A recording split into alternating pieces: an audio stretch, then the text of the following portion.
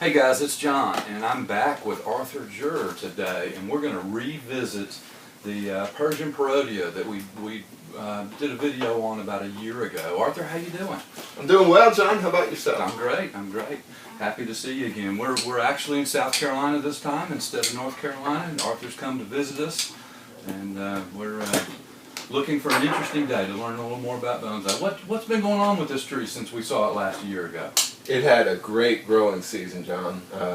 You know, when we made that video, I think it was the end of January, and then it was in a box at that time, if you remember. I remember. And before it broke bud in the spring, it got repotted into this container, which I thought at the time was a little over large, but a good transition pot. Right. I'm not so sure that it's over large anymore because this tree just grew and grew and grew. I wound up pruning it, I think, 4 times. And, you know, it would just keep pushing out more growth. It was amazingly robust. And we had a lot of rain, and it was a relatively cool summer. So conditions were really favorable. And I think people sometimes forget that pruning is really how you develop that ramification. They want to watch their trees grow, but pruning is really that step to take to really increase the number of branches and Sure. to make a tree, take that tree to the next level. So, Sure. So to be able to do it 3 or 4 times in a season, that's a vigorous plant though. Yeah, good health, and especially coming off of a repotting where the roots were really seriously pushed back. Yeah. But this is a vigorous, healthy tree, so it just exploded. That's awesome. It looks great. Well, you know, I have reservations about that. You know, and this is the cool thing about bonsai, because you're working with a living subject and it's growing and changing all the time, that things present themselves to you. You might have a certain idea at the onset, and after a while you have to make changes. Yeah, you have to, because the plant is unpredictable to a certain extent. Yeah. You know, we try to limit that as much as we can. But that's the truth. Yeah, it is always throwing things your way that you would not have anticipated. And sometimes those are unfortunate things, and sometimes they're nice developments, you know, better than what you could have hoped for. Well, I know you give a ton of thought to the design of your trees. Yeah. What are you thinking now? Well, John, I wanted to kind of go back and re-examine something that I think we mentioned in the first video with this tree, and that has to do with this idea of a continual line from the base of the tree to the apex of the tree. You know, this very strong central leader, which comes up here, and because of this year's growth, you know, it kind of splits different ways, but it doesn't do it till you're up here. Right. Right? Right. You can trace one continuous line all the way up, Yeah. you know, to what is that, like 4/5 of the way up At the least, line of the at least. trunk. And I set this tree up earlier in my own learning curve, and that's what I was taught to do, you know? And also, let's turn it sideways and look at it from the side, and you'll see a pronounced lean forward, right? Which was another thing I was taught to do. Right. You know, I had some great teachers, and I also learned a lot from books. And have here a book, pretty well-known book. This is John Naka's first book, and of course it has all these great illustrations. And you know, spent a lot of time, studying these, right? And it doesn't really matter, Naka's book or Yoshimura's book or just about anybody's book. You get these illustrations, right? Drawings, pen drawings. All right. So take a look at some of these trees. All right. These are under a heading that they're meant to be deciduous and broadleaf evergreen trees. Right. So not conifers. Right. Not pines, not junipers. Right. And then you look at the different styles that are shown, and you know, one thing that strikes me, every single one of them has a strong central line. Yes. They really do. Every one of them does. Whether it curves a lot or Doesn't goes matter. straight, Doesn't matter. that every single one of them does, right up to the apex. Yeah. Okay? And then you see some have horizontal limbs, right? And some have descending limbs. Right. And even the ones where they have ascending limbs, which they refer to as a broom style, you know, you still have that continuous central line, right? And it bothers me now. It didn't bother me back then because I was copying it, you know? Right. And I really think about that central line more in a conifer kind of tree, particularly pine trees. That's the way I see our pine trees look, is a central line in the South Carolina tall pine trees. But I think I know where you're going here, and I tend to agree with you. But so, what's your thoughts? Well, as I look at this, I'll take that. What's up? As I look at this, that no longer is pleasing to me. Okay. It looks contrived, you know, Right. not believable. Right. And I want it to look believable. I understand bonsai is not intended to be a scale model, an exact replica of a tree in miniature. There's an artistic element to it, but there's a wide range from the completely contrived and artificial to the completely, you know, natural and wild. And there's a lot of territory in there to work. And I want the trees to be more, my trees to be more toward that wild, but not unkempt looking. Right. Does that make sense? That does make sense. So I look at this line like this, and now these big branches coming back here, and the whole thing feels lopsided to me. You know, I don't find it agreeable. It presents best from the front, right? And now, even that idea, the idea of there being a fixed front, which I adhered closely to for the longest time, that is becoming less desirable too. You know, and it sounds like, you know, to me, this look you're going for sounds like it ought to be easy, but my experience, it's really difficult. Yeah. To achieve a look that's very natural, but without the hand of man influence on it. Yes. Have you wondered? Have you changed the plant? Have you changed the angle of the tree a little bit? I know it has a really nice root base, so changing the angle is going to have to be a last option. But does that change the look for you at all? I thought about tilting it this way. All right. Mm-hmm. And it could be done that way. But I don't know. I have a different take on it. Okay. And to illustrate what I would like to talk about, we need to change our perspective on the tree. Not only in terms of not just seeing it from what's conceived of as the front, but seeing it from a completely different aspect altogether. And that is to look down on it from above. Okay. So let's do that. All right, so now we got it down on the ground, or it's on a low turntable, and we can look at it from up above.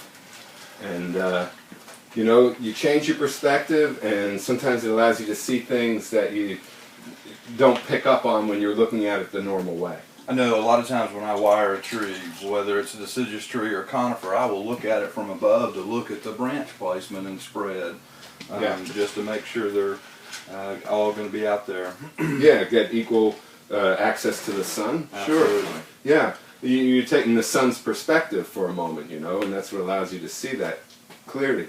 But it also can show things from a style standpoint. And for example, there's a big gap right here. There is a big hole right there. Yeah. And that's a product of this. Isn't that for the birds to fly through? Yeah, big birds. You know, turkey vulture could go through there. And that's a byproduct of the trunk moving forward, right, which was another one of those standard things, you know, that I learned to do early on, and maybe overdid to some extent. But then, you know, have a branch like this, and the intent is to grow it out and fill that space in. But it'll always look awkward, right? Because you're going to have this much going to the rear. Right, and only this much going to the front. That's right. So lots of depth, but not a lot of front perspective. And you see that when you look at bonsai, you know, from other perspectives than what's conceived to be the front of the plant. Right. You often will see that they present very well from that one aspect, and then they look strange from all the others. The lean forward, you know, with the arms welcoming you. Yeah. Looks great from one perspective, but if you're thinking about you know, designing a natural tree that looks good from all perspectives, and that may not work as well. Yeah, and you know, again, for the longest time, I held fast to that idea of having a formal viewing front. Right. And then the more I thought about it and heard other people talking about the desirability of it presenting well from all angles, you know, that presents an even greater challenge. Because you're still only going to present one view toward the viewer in a formal display. Right, exactly. Right. But you want it to be believable and not strange, regardless of how a person looks at it. You know, in my garden, one of the things, my prime spots in my garden are those spots where I can come at the tree from multiple angles, and it's really kind of pleasing to have a tree there that looks good from each of those directions or has something to offer. A little different than a formal display, but I'm the one appreciating them most of the time, so a little different situation for you. But. Well, you know, it's in the end, bonsai you do primarily for your own enjoyment. Absolutely. You know, and at this stage of the game, I want to be working on trees that look believable, regardless of what direction you perceive them from. Okay, that makes sense. So I guess you're going to do some work on this. Are you? Yeah. What do you have in mind? Well, what I want to do, John, is take some of these branches that are, you know, going to the back. They do have an upward sweep, but they're conceived of as back branches, and I'm going to go ahead and think of them instead as being contributors to the crown of the tree. Okay. All right. So a branch like this is going to come up and contribute as much, or perhaps even more, ultimately, than this one does. Okay. It's better located. It's more central, you know. But then all these others will be adding their weight to it, so that we get that rounded crown, and it's built from all these different parts rather than just parts coming off of one line trunk. Right. Well, I'm going to be very interested to see what you do to try to disguise the one line or eliminate the one line. Yeah. And see where this goes. So. Yeah, it's not going to happen in a day. That's for sure. You know. Come on now, instant bonsai. You know, with each move, it seems like one step forward, two steps back. Yep. It's gonna. What I do today is going to necessitate, I think, a couple more years of development before this tree becomes showable again. Even given the pretty robust rate of growth that it has. It always takes time. I think I see what you're going to go, but where you're going to go. But I'm anxious to see what you do to it. So, you ready to get started? Yes. Awesome. Good.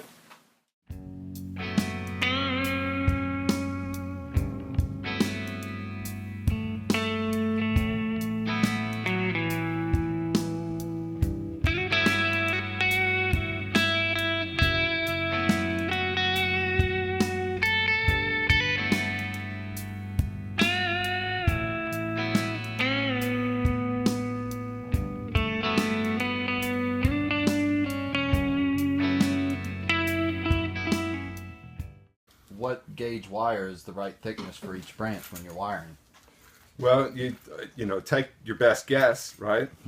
Say we want to move this branch here, and take a piece of the gauge that you think is correct, hold like an inch, inch and a half, and press down. And if it bends the branch and the wire remains rigid, it's good. It might be too much, in which case you might try a lesser gauge just to see. But if you wanted to bend this one, say, with this, and you press down, the wire will bend and the branch stays in place. So that gives you some sense to begin with, and then over time you just kind of pick it up and you'll know by sight approximately what you need.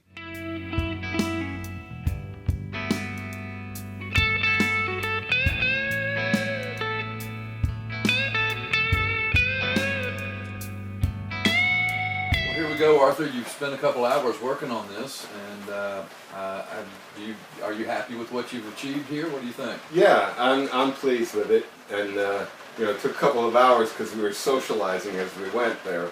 It wasn't actually that much work, but some big chunks came off, and particularly this one up here, where several inches of the main line was removed, and we went back to 3 secondary things, which are all now kind of moving upward.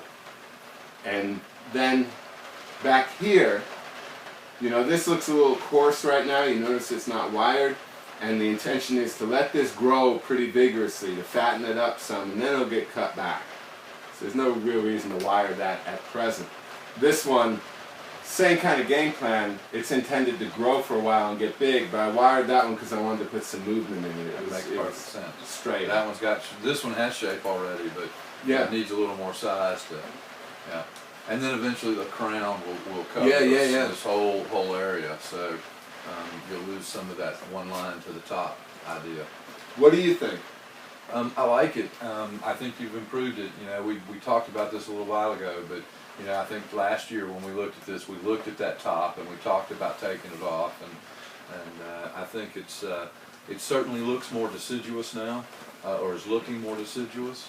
It looks better than what I expected. I thought it might be a little rougher, and I wonder eventually if some more might come off, but at this point I think it looks great. You know, it's a little congested right here. Yeah.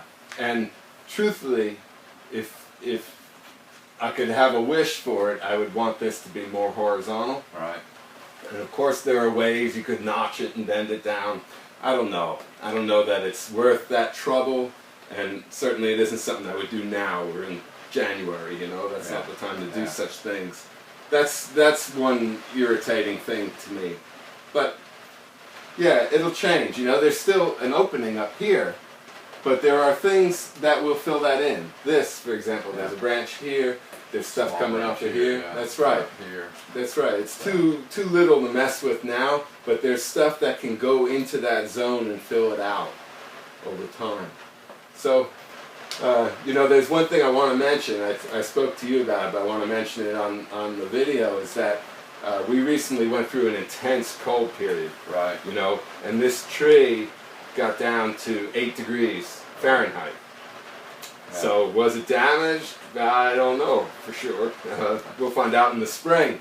But there's some growth that was put on very late. And I wouldn't be surprised if some of this stuff, it feels pretty turgid still, but I wouldn't be surprised if it failed. Yeah. And, you know, something back here had to break out. And if that's all that happened, I'm that's okay. Not a problem. Yeah, that's no issue. That's no issue. That's a good thing, actually. Just a little natural pruning, as they say. So, I think it looks excellent. I think you've made it, you stepped it up, took it to the next stage in that development. It's going to be out in your display garden soon, I'm sure. You think? Well, in a couple of years, but still, I mean, soon is relative in bonsai. So. That's soon is relative, period. But in bonsai, it's you know, time gets stretched out. There is no doubt about that. Enjoyed it, John. Thank you, Arthur.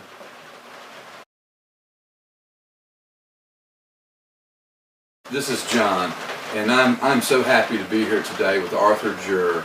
And you know, Arthur has a new title since we've seen him last. He is the new master of the artistically styled, miniaturized trees cultivated above ground. So please meet Master Joura. And here's a prime example of his work. Artistically styled, miniature tree, cultivated outside of the ground. I can live with everything except the master part, John. We don't have masters in America, I'm sorry. All right, that's good.